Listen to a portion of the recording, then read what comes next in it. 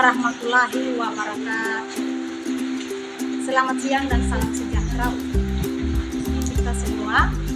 Perkenalkan, nama lengkap saya Patricia Kinatondo STD, dan saya sebagai mahasiswa PPG dalam jabatan kategori 2 dari LPTK Universitas Ahmad Dahlan. Dan selama ini saya mengajar di SMP Negeri 7 Bodu Utara, Kabupaten Sumba Barat Daya, Provinsi Nusa Tenggara Timur. Dan pada kali ini saya akan mengajar tentang video ukir dengan materi 3.7, mengidentifikasi unsur-unsur pembangun dari teks puisi. Itulah yang perlu disampaikan. Assalamualaikum warahmatullahi wabarakatuh.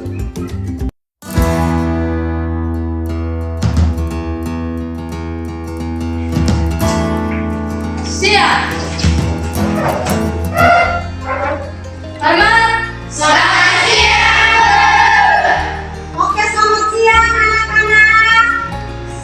Silakan duduk kembali.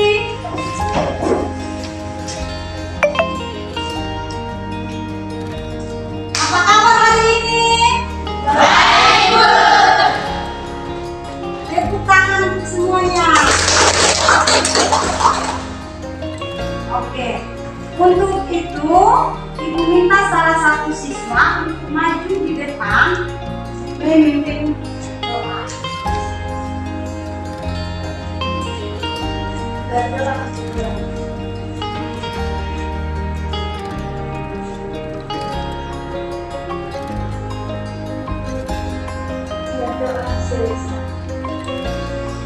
Terima kasih, Nona.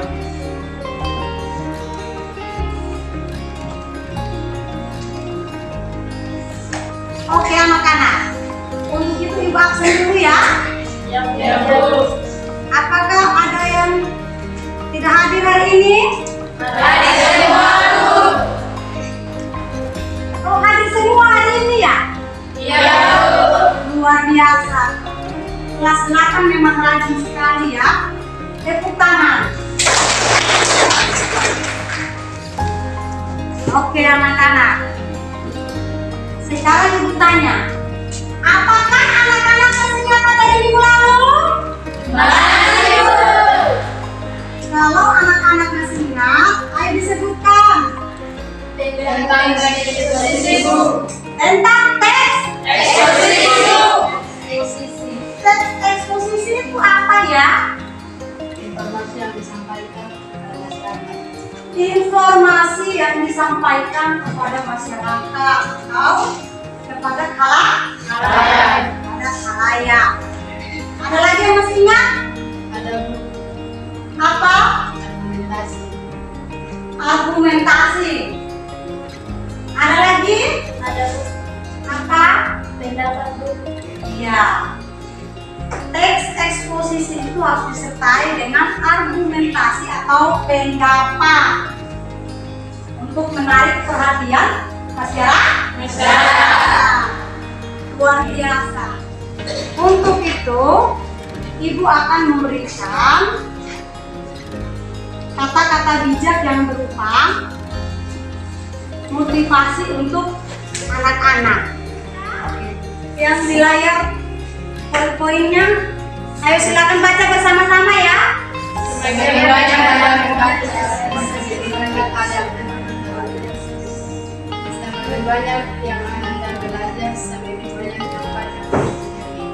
Oke, semakin banyak Anda membaca, maka semakin banyak hal yang diketahui. Artinya, kalau anak-anak rajin membaca, pasti akan mendapatkan informasi-informasi baru. Contohnya, kalau kita berjalan, terus ada spanduk di jalan atau apa saja berupa informasi, kalau kita membaca, pasti kita akan mengetahui informasi. Ibu akan menyampaikan yang menjadi kompetensi dasar kita pada hari ini. Coba dibaca. Coba dibaca anak-anak.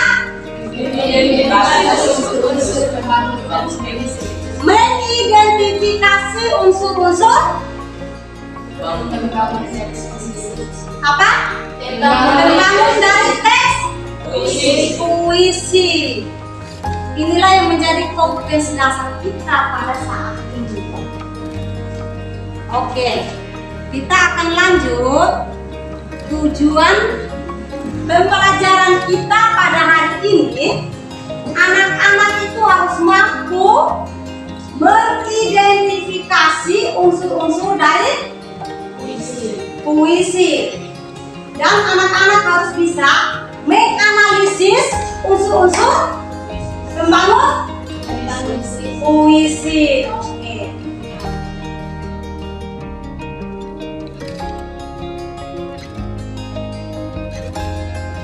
Untuk itu kita akan masuk di materi inti pada saat ini.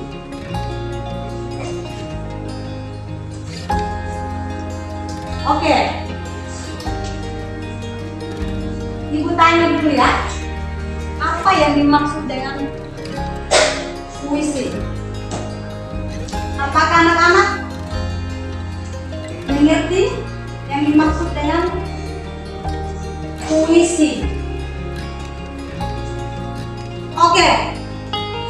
Jadi yang dimaksud dengan puisi ini adalah teks atau karangan yang mengungkapkan pikiran dan perasaan. Nah, kita akan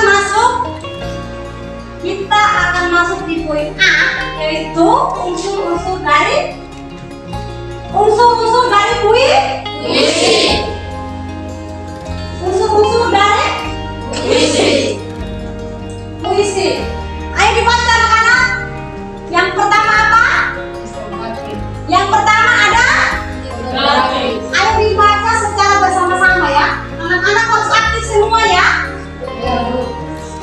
Yang pertama apa? Tipografi. Yang kedua apa? Diksi. Oke. Yang ketiga apa? Imaja pencitraan. Yang keempat apa? Kata konkret. Yang kelima apa? Majas. Yang keenam apa? Terima. Yang ketujuh apa? Terima. Nah, itu adalah unsur-unsur dari Puisi. unsur-unsur dari puisi. Nah, kalau tidak ada unsur-unsurnya, maka tidak ada yang namanya Puisi. Tanpa unsur-unsur, maka semuanya tidak menghasilkan yang terbaik. Nah, untuk itu Ibu akan menjelaskan lagi yang dimaksud dengan unsur-unsur dari puisi tersebut. Yang pertama tadi ada tipografi. Tipografi itu maksudnya adalah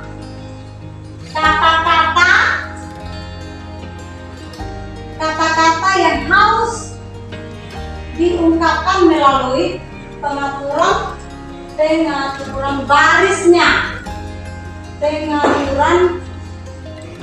barisnya dari puisi.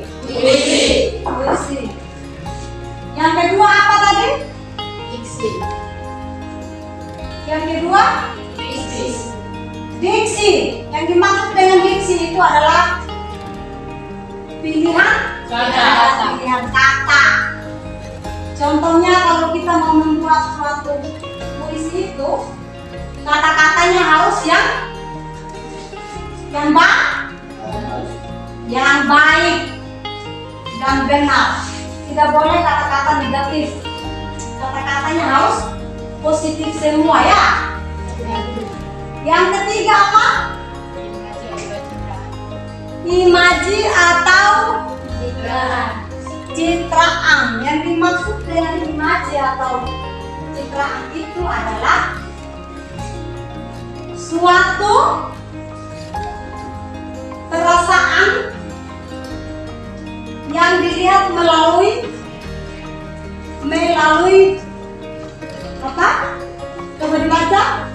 gambar atau bayangan. Nah, itu yang dimaksud dengan imaji. Nah, imaji ini akan dibagi lagi menjadi 3 macam. Yang pertama yaitu imaji pendengaran atau imaji audio. Kemudian ada, ini dicatat semua ya, imaji penglihatan atau imaji visual. Kemudian ada imaji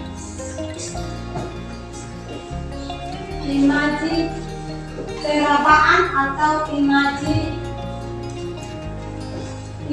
sentuhan.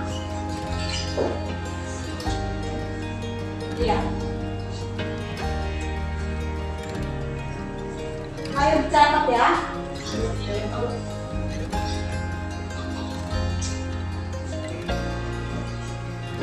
Dari imaji ini maka dibagi lagi menjadi 3 yaitu imaji apa yang pertama?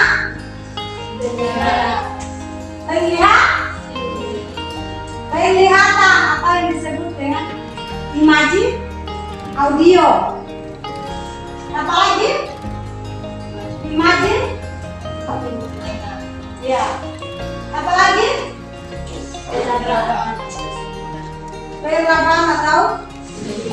Perabaan atau sentuhan. Apalagi unsur-unsur untuk selanjutnya? Ada majas. Yang disebut dengan majas itu adalah majas itu gaya. Majas itu merupakan, coba dibaca. Gaya bahasa. Majas itu merupakan gaya bahasa. Untuk selanjutnya akan dibagi lagi itu dari beberapa majas. Yang pertama itu ada hiperbola, ada metafora, personifikasi dan lain-lain. Itu yang dimaksud dengan majas. Kemudian ada kata konkret. Kata konkret adalah kata-kata yang praktis dan kata-kata yang nyata, yang sesuai apa yang kita rasakan. Nah, itu yang dimaksud dengan kata konkret. Kemudian ada rima. Ya, yang dimaksud dengan rima itu yaitu kata-kata yang mengatur bunyi atau alunan nada. Contohnya contoh puisi misalnya begini ya. Sedalam-dalam saja takkan mampu menghapus air mata bangsa. Nah, kata sedalam-dalam saja itu dia berutang. Ya. Contohnya kalau berarti sedalam-dalam saja. Pasti dia merata ya. Sedalam-dalam saja takkan mampu menghapus air mata bangsa. Kata-kata telah lama terperangkap dalam basa-basi, dalam keduh.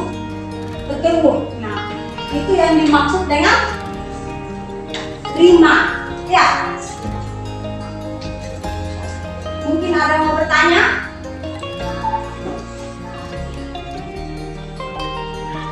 Mungkin ada yang mau bertanya? Ada, Bu. Ayo silakan bertanya. Apa contoh imaji atau citra? Apa contoh dari imaji atau Citra. lagi? Pertanyaan yang luar biasa, bagus. Tepuk tangan untuk Maria. apa contoh dari imaji atau citraan? Imaji itu yang menggambarkan perasaan dan juga bayangan. Contohnya tadi dijelaskan, yang pertama itu ada imaji audio atau yang disebut dengan imaji apa? Pendengar. Imaji apa? Pendengar. Pendengaran. Yang kedua ada imaji apa? Penglihatan. Penglihatan. Paham? Paham, Bu. Kalau sudah paham, itu lagi inginkan. Apakah ada yang mau ditanyakan lagi? Ada, Bu. Apa? Apa contoh dari majas bola? Apa contoh dari majas hiperbola? Oke. Contoh majas hiperbola. Anak-anak coba sekarang memegang kulitnya masing-masing. Coba dipegang. Coba dielus. Apakah itu selimut sutra atau tidak? Tidak. Yang dimaksud dengan hiperbola yaitu orang yang menyampaikan informasi itu dengan melebih-lebihkan. Kok masa kulit kita ini selimut kain sutra? Tidak mungkin kan? Nah, terus ada lagi contoh selanjutnya. Aku mencari cinta dengan mengelilingi seribu kota. Apakah kalau mencari cinta itu harus pergi di kota Jakarta, pergi di Surabaya, di Kalimantan, di Sulawesi, atau di Papua, atau di luar negeri? Tidak, Bu. Tidak mungkin. Ya, kok masa mendapatkan cinta yang harus memiliki seribu kota? Nah, itu adalah. Oke, apakah kalian sudah paham? Sudah, Bu.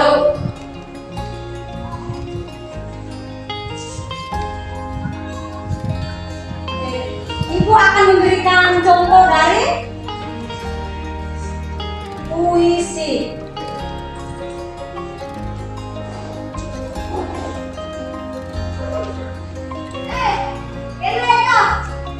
Bacakan satu karya puisi dari Hairil Anwar dengan judul Aku.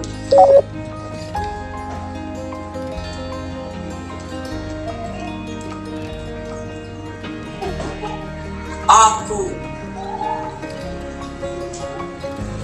karya Hairil Anwar.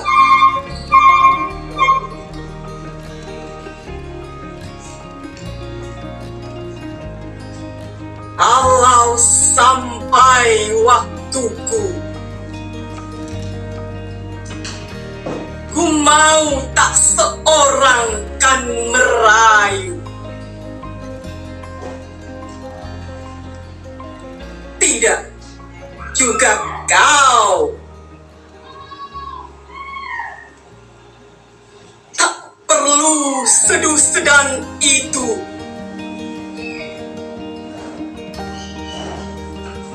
Aku ini binatang jalang, dari kumpulannya terbuang. Biar peluru menembus kulitku, aku tetap meradang menerjang.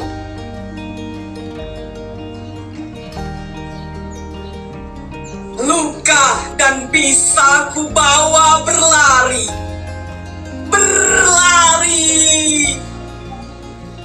hingga hilang pedih perih. Dan aku akan lebih tidak peduli. Aku mau hidup 1000 tahun lagi. Terima kasih. Wassalamualaikum warahmatullahi wabarakatuh.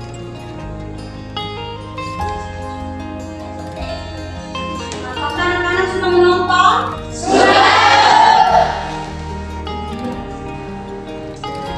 Nah, untuk itu sekarang ibu bertanya ya.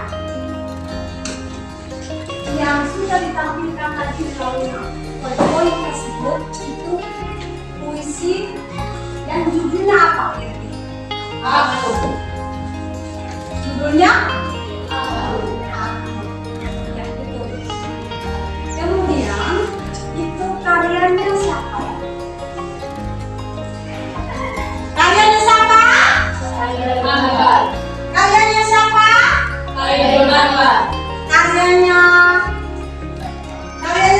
Coba diulang lagi. Karyanya Khairul Anwar, ya. Nah, puisi itu menggambarkan bahwa dia merupakan pahlawan yang tangguh, yang kuat. Dia menyatakan bahwa dirinya itu hebat, ya. Biar peluru menembus kulitku, aku tetap meradang, menerjang luka dan bisa bawa berlari hingga hilang perih, dan aku akan lebih tidak peduli. Aku mau hidup 1000 tahun lagi. Apakah anak-anak sudah paham? Sudah paham? Oke. Kalau anak-anak sudah paham, maka sekarang kita akan lanjut kerja secara kelompok. Ibu akan dibagikan LKPD atau lembar kerja peserta didik.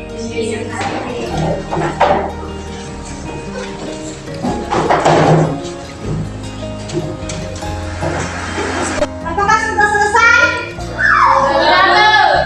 Ya, kalau sudah selesai, atur lagi kursinya seperti semula.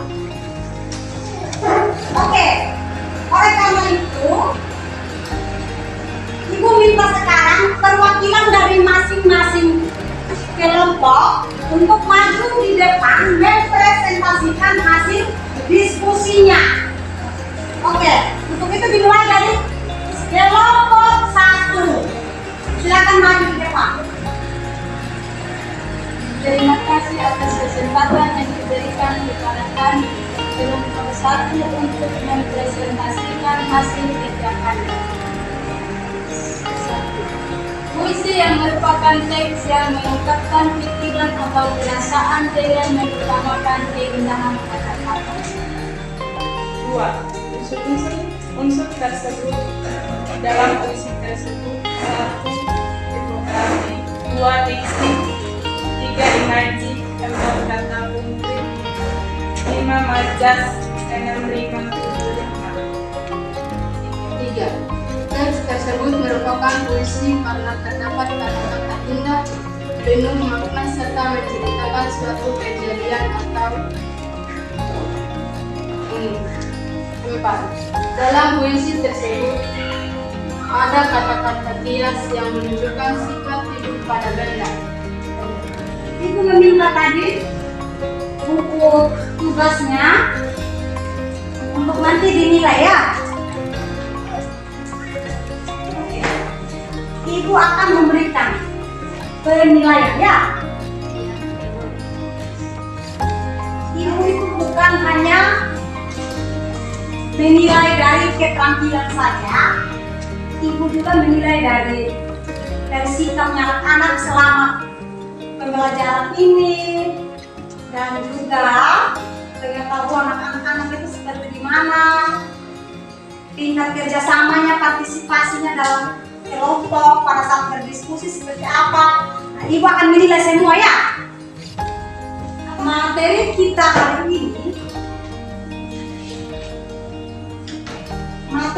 hari ini sampai di sini. Untuk itu, ada lagi yang ingin ditanyakan?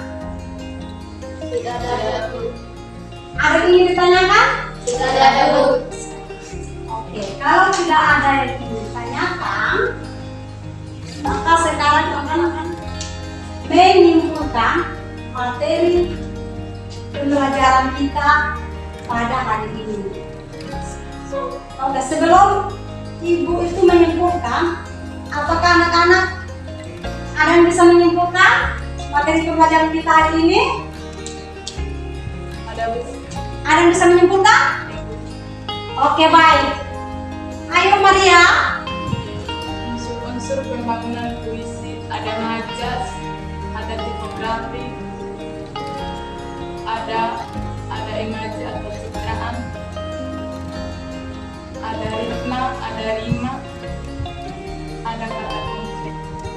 Iya. Tepuk tangan untuk Maria.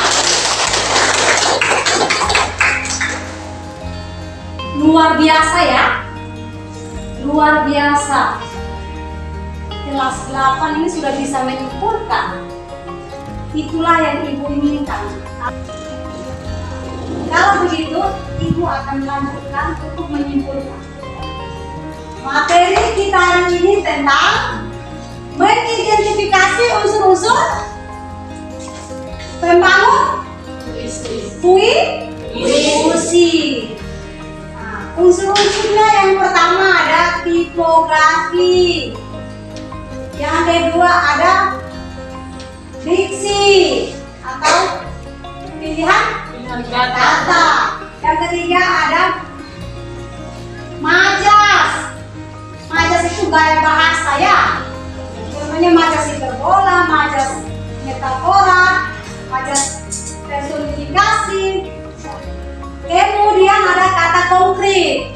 Nah, kata-kata yang mudah dipahami, kata-kata yang realistis. Nah, kemudian ada apa lagi? Imaji atau citraan. Nah, citraan contohnya melalui apa yang kita lihat, apa yang kita dengar, dan apa yang kita rasakan ya. Kemudian ada rima. Kemudian ada unsur batin dari puisi. Mungkin itu saja yang Ibu bisa simpulkan. Untuk itu, minggu depan kita akan lanjut lagi dengan materi menyimpulkan puisi. Itu dicatat ya. Untuk materi minggu depan yaitu menyimpulkan puisi. Nanti anak-anak silakan cari di Google. Yang pastinya sudah memiliki handphone semua ya. Iya. Kalau sudah memiliki handphone, anak-anak silakan mencari di Google atau di YouTube. Langkah-langkah untuk menyimpulkan sebuah puisi seperti apa. Dan nanti anak-anak itu harus bisa menghafal puisi. Untuk minggu depan nanti itu secara individu anak-anak harus maju di depan tampil dan anak-anak itu harus membaca puisi. Apakah sudah paham semua? Sudah. Oleh karena itu materi kita sudah cukup. Ibu meminta salah satu siswa untuk maju di depan memimpin kita di dalam doa penutup.